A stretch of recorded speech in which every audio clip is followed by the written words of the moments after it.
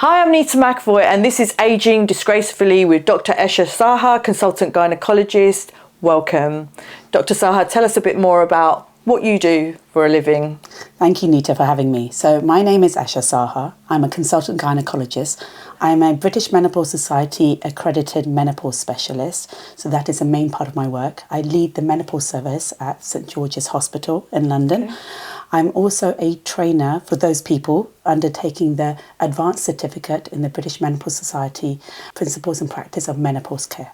And a significant part of my NHS job is that I do suspected cancer work as well as deliver some babies. Oh, you deliver babies too? Yes, I do. Lovely. Okay, so it's really good to have you on my podcast today. And this whole conversation started just over an eyebrow appointment, didn't it? It did indeed. If I remember, it was over a doorstep, actually. Yeah, a doorstep discussion. So we've asked Dr Saha to come onto our podcast. And that started with me expressing to you how difficult it was to get my GP to listen to me. And I know my body really well, but I was definitely having perimenopause symptoms, but I just found it really hard for my GP to actually listen to me and help me. And I'm still waiting. So thank you for helping me out on that. I'm not surprised. Your story is extremely common. And it's actually quite a sad state of affairs that we have a whole generation of women struggling to get good perimenopause and menopause care. What we know is that women will definitely go through the perimenopause and menopause transition and become postmenopausal. But we have a whole generation of healthcare professionals who are not as familiar with menopause care as they should be. Yeah, so one of the things that I faced, like if I mention anything about perimenopause symptoms, was like, well, you're 46, you're still quite young. But I could definitely feel something was brewing and changing and going on. So is 46 young? 46 isn't that young. And actually, there was a recent study that came out of America which showed that you can be developing perimenopausal symptoms from your 30s. Really? So it's actually, we're getting better understanding that it's going on. And there are certain ethnic groups that will have menopause earlier than the average age that's deemed to be in this country. The average age of menopause in this country is 51, 52 years old. But we know in South Asian women, it can be 46, 47 years old. Wow. We know women from African Black descent will have a longer menopause transition. Okay. We know that Southeast Asian women, say women from Japanese or Chinese background, they will have less severe menopause symptoms, maybe from their diet, which is full of plant-based estrogen, such as soya. But what we need to appreciate is that there is still a struggle going on there. And sometimes with GPs and primary care healthcare professionals, they don't appreciate that it's a constellation of symptoms and actually joining the dots together and saying, actually, this could be attributed to the menopause transition. Yeah, I mean, I found that really interesting. Actually, just that small conversation at the doorstep was quite valuable. And it changed everything, actually, because straight away you said to me, well, how old are you? 46? Well, actually, it's very common between 45 and 55 for an Asian heritage woman to start feeling it. Advice, to be honest, that you hadn't felt it before that, because it does have a long build-up. Well, I'd say from 42, I started losing the plot, yeah. I mean...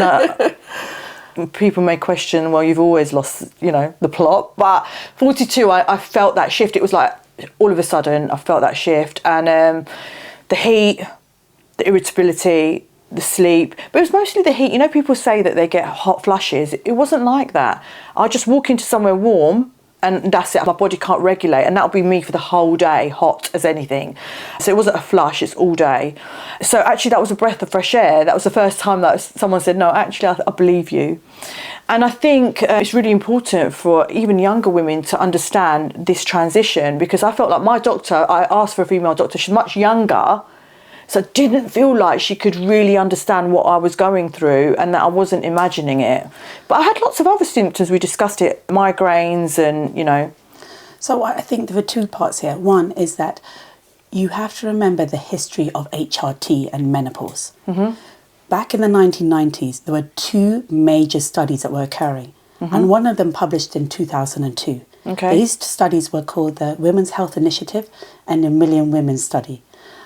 Unfortunately, when the Women's Health Initiative published their study in 2002, it basically said that it was an HRT had an increased risk of breast cancer and an increased risk of heart disease, which then caused a whole media fury, panic within patients, and panic or scare within healthcare professionals, which led to a significant decrease.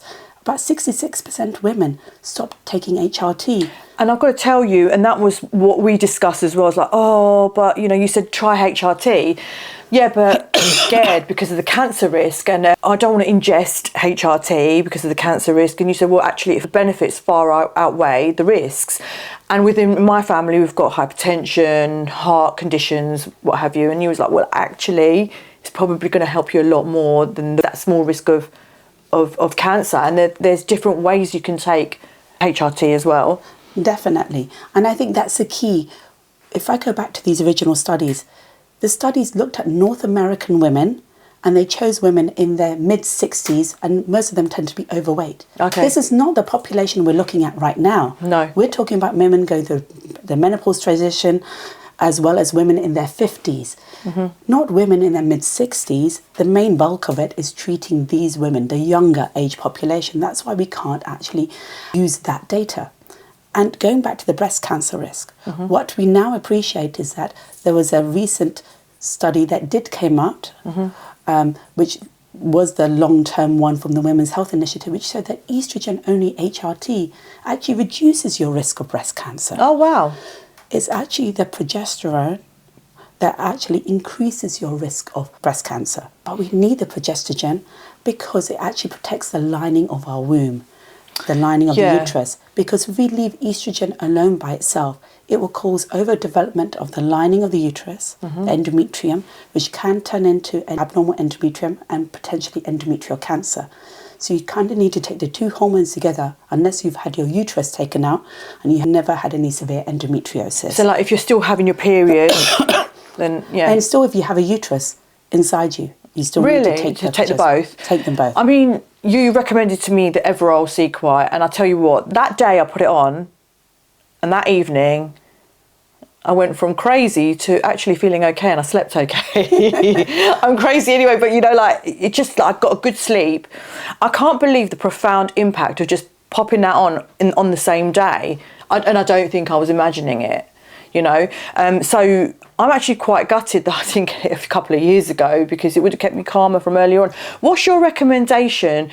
Is it better to go on HRT earlier or wait until your symptoms are getting too much? So the first thing I look is the person. What are they doing? Yeah. What are their symptoms? And also look at their lifestyles. Are there any things we can adapt? Are there like things we can do to optimize their sleep? Things we can do to optimize their diet? Exercise is also a brilliant one. But we need to look at them as a whole person. And once you've done all of that, and if you're truly struggling, then you should take HRT, but you have to be assessed for your own individualized risks versus benefits, because we're all different at the end of the day. We're all shapes and sizes. We all come with different family history. We can't get rid of our parents. We can't get rid of our aunts and uncles. They are who they are. But we need to actually see what is our risks at the end of the day. And based on that, then we can advise what type of HRT and what combination would suit you best. And it's also about what suits your life best. I know you're a busy businesswoman, you're an entrepreneur, you've got a couple of kids as well. So you need something that fits your lifestyle. You can't be on to taking something that you got every day, got to remember to take it. And then you miss it, then that's when you're going to get into trouble. So the patches are quite convenient. There's lots of ladies taking the gel. Yes. That's the estrogen gel. Yes. And then you take the progesterone tablet, yes. right? And then there's some ladies actually taking a little bit of testosterone. Why would they take that? So that's mainly for low libido. With the low libido, we know it's a complex matter. We know it's biological, low testosterone, psychological, as well as social. And the way I would describe it is that you have to make all these things work together to actually make the libido and the testosterone successful. But we do know that testosterone levels do fall around the peri-menopause and menopause. However, we also know that testosterone levels start increasing from the age of 60. Why does that happen? Studies have been shown to say that these levels do start increasing naturally. So therefore, if you're over the age of 60, I would recommend getting your testosterone levels checked before you even start. Wow. Otherwise you'll be wild. Yeah, I know. Life will be exciting. But one thing I'll say about testosterone, though it is helpful, just be aware it can have some side effects. Okay. So that could be increase in scalp hair loss. We know menopause, you can have hair loss. So hair, as you know, is a very delicate thing. It's very hard, very tricky to grow back. Yeah. Be aware of that. It can cause excess facial hair and body hair growth, and it can cause, in some cases, acne. So just to be aware of it. But when it does work, it's great. It's like it's often my clients are like, my hair has left my legs and jumped over to my chin. What is that all about? I mean, as if we don't go through enough. I know. You know? But hey, it keeps you in business, so that's good. So I want to talk about heart health and cardiovascular health with HRT. I think when we spoke last, you said that it helps. It definitely helps. Estrogen is found to be protective for the heart if taken within 10 years of the menopause. Okay. Estrogen, if it's taken after 10 years of the menopause, is found to be, in terms of heart health, neutral. So it's not detrimental, and it goes completely against what the previous studies showed, which is where everyone got scared about the fact of, oh, it'll increase your risk of heart disease. It does not do that. So I think it's very important. What we know is that women who undergo an early menopause, there are more risk of having heart disease problems. And we know that more women die of heart disease than breast cancer in this country. And women often present with different, not classic symptoms of a heart attack, and they often get dismissed. There's a gender bias. We're not very good at advocating for ourselves. We're not really good at saying, oh, I think it could be this. We take a lot, and that's why we need to make sure that we are always advocating and make sure we get the best healthcare for ourselves. So what are the symptoms of heart attack in a woman? Is it the same as a man? No, it's very different, and that's the thing. It could be something like a bit of neck pain, a bit of an ache. It's not the classic crushing type of chest pain. And that's why you've got to remember that women don't often get their cholesterol levels checked. We know estrogen is very beneficial in terms of getting the glucose levels in balance. Okay. So it is also beneficial in terms of protecting one's coronary arteries as well. So does it help with cholesterol levels? It's a bit more nuanced. It depends on the progesterone you take, whether it's beneficial or not. So I would say get your cholesterol levels, your lipid levels checked, and then you can have a discussion about which type of HRT will suit you the best. Okay, so what age are you saying that we should be starting to think about these things? I think from the age of 45, definitely. Because we know it's helpful for the heart, it's helpful for the bones, it's helpful for managing menopause symptoms. And we're talking about generation women who are the sandwich generation. We have our parents above us who, I would say, getting older, need more input, need more care, need more attention. And then we tend to be at the peak of our careers. We're managers, we're entrepreneurs, we're business people. We are spinning multiple plates. And then we have, for example, you may have children, you may be carers to other people. And so you're looking after them as well. You've got to look after yourself first, haven't you? Exactly. Okay. We're very good at neglecting ourselves. So in my business, I run my clinic, you come in for your eyebrows. I get a lot of ladies coming in, they're quite frustrated because they're like, can't get in with the GP. When I do get into the GP, I go for blood tests, they send me for blood tests, and it comes back, you're not in perimenopause. How accurate is a blood test? Because when I went, I had all the symptoms, but it came back, well, you're not in perimenopause. What is that all about? So, first of all, if you're over the age of 45, according to the NICE guidelines, you do not need a blood test to measure your FSH levels. Follicular stimulating hormone levels. You don't need that. They may order other blood tests to check your thyroid levels, make sure you're not anemic, any other vitamin D deficiency, things like that. But for hormones, for women's hormones, for particularly that, you don't need it. No. And that's why I go I was about 42 then, so... They could maybe do that's why. But at the same time, remember, you're South Asian. You will have an earlier menopause than the average population. Well, that was quite an insight. I didn't know that beforehand. But also, the perimenopause kind of creeps up. It doesn't happen overnight. It's slow in its onset. And it's about, like I said earlier on, connecting the dots, seeing whether that anxiety, that low mood, that irritability, the heat, Migraines as well. You didn't have migraines before. Suddenly they're coming on. And that's because of hormonal fluctuations going on. And yes, there are ways you could have dealt with, one could deal with low mood, anxiety, looking into talking therapies, looking into cognitive behavioural therapy. But at the same time, it's a process that's going to keep evolving. And that's when it's about appreciating that. But I have to say that we are now getting better at appreciating that the perimenopause starts many years before. But I would have said at that point, I advocate for starting HRT. Give a trial. Give it 3 to 6 months. There's no harm in trying HRT, is there? No, unless you've had a hormone-sensitive cancer in the past, then obviously that's contraindicated. But otherwise, like low dose HRT.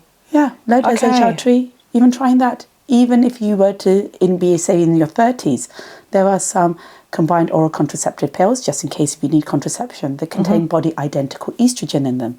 So that could be one way of getting the hormone replacement that you need. 2 for 1, contraception and a bit of hormone replacement. That's great. Win-win. Asian woman to Asian woman. Yes. Let's talk about some subjects that are cringy. Urinary tract infections, you get a lot more of them. Yeah, you do. And that's because we know there are estrogen receptors within the urethra, which is a pipe leading from the bladder to the outside world, within the vulva and the vagina. Now, these are not names that an Asian person would use. We're not very good at it. We just kind of like use innuendos and just say, down there. Well, what does down there mean? It could mean anything and everything. But we know, as for aesthetics, we know estrogen is very important for like collagen and so forth. But what about down there? You put cream on your face. What about down there? It's meant to survive, like Sahara. So it turns into the Sahara Desert, does it? It does. And I've had some women, I mean, I can tell you tales, but I've had women tell to me it feels like sandpaper between their legs. It feels like a cheese grater between them. And it's really sad. So it actually can get to the point where it's painful. And it can cause bleeding.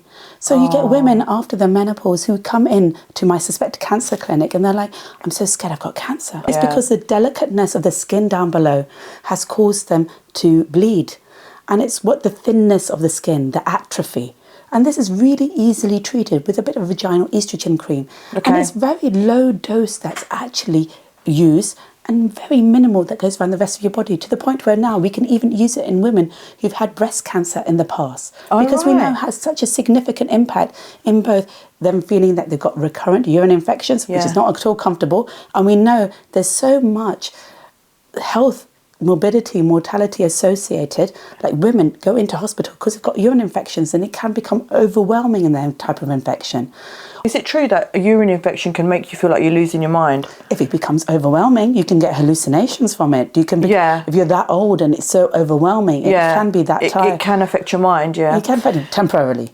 Temporarily, okay. And that's why we even recommend estrogen cream for the vagina and around that area for women in their 80s and 90s because we know it has such a significant impact in preventing these episodes of urine infection. And just to stop them from going into hospital because of it. Okay, so we're talking about dryness and how actually it can have such a profound effect on how you're feeling as a woman.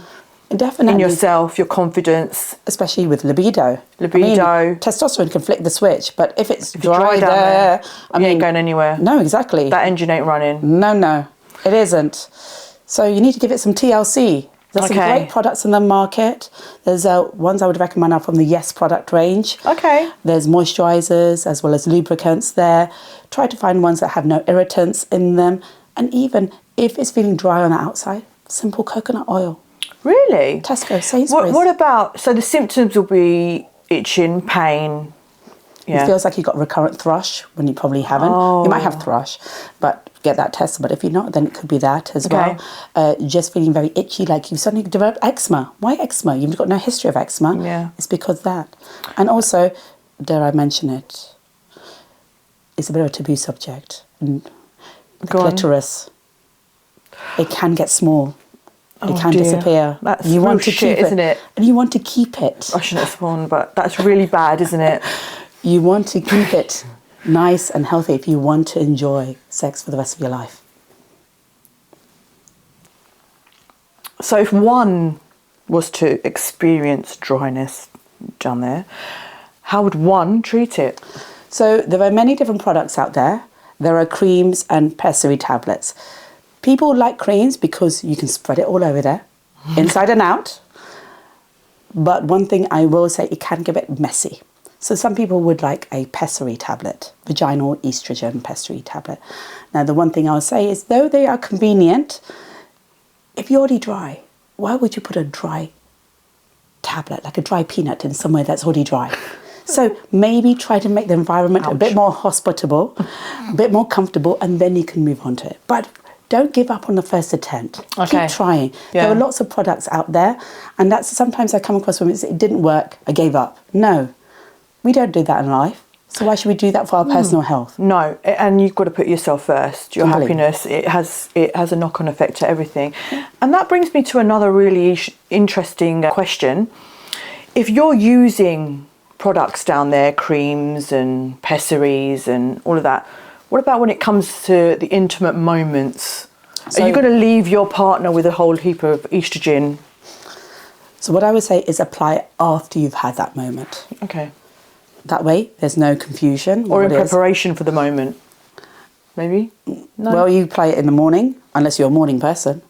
Or you could do it after the moment. We haven't even had any Prosecco, right? I mean, it's what, 11 o'clock in the morning on a Sunday morning, and I'm coming out with all these wonderful... This is just water. Oh my God. Are you a person? No. I'm a nothing person at the moment. My door's shut. Okay? Right, so... Would you believe I have these conversations every Wednesday morning? Yeah, oh yeah, of course. Like this way. Is like normal for you, isn't it? It's the only way you get to... If you're not relatable, they don't take the advice on board. So for the ladies that do want or are willing to come and have a private consultation, you're going to be opening up your own clinic in London? So I'm joining a clinic called the Lunar Clinic. Yeah. It is in London, but we do provide face-to-face as well as virtual consultations. Oh, so the busy lady can do We can fit you in. a virtual consultation. Doesn't Exactly. actually necessarily have to make a trip in. No, exactly, which I think is a brilliant thing. Yeah. Because with the beauty with a virtual consultation is we can adapt to our schedule and their schedule as well. Okay. So trying to find a time that works best. We even offer, if required, blood tests through through another provider that can be suited to the location where you live. Oh, okay, so you don't that's necessarily need to live in London. You can live anywhere within the UK, Okay. and we can still provide it. And if you do need a prescription, we can also provide that virtually as well. Okay, that's amazing. And I checked out the prices, and actually they're really reasonable. And so for someone that was going insane like me, I would definitely just go. It made my life a lot easier to speak to you and get my HRT in place. And it's like the difference between night and day. That's what it's had on me. And before, where I was a bit scared of going on to HRT because of all the risks, and you put my mind at ease. So Dr Saha is accessible. Where is the clinic? Is it in Harley Street. Harley Street. For virtual consultation, she'll be opening her clinic this month, is it? So I'm starting, yes, this month. Okay. I've already started, so yes. Congratulations. Thank you very much. Yeah, that's great. So it was great to have you on my podcast. Thank you for joining us. And we will be doing more webinars and podcasts with Dr Saha. Thank you. Thank you very much.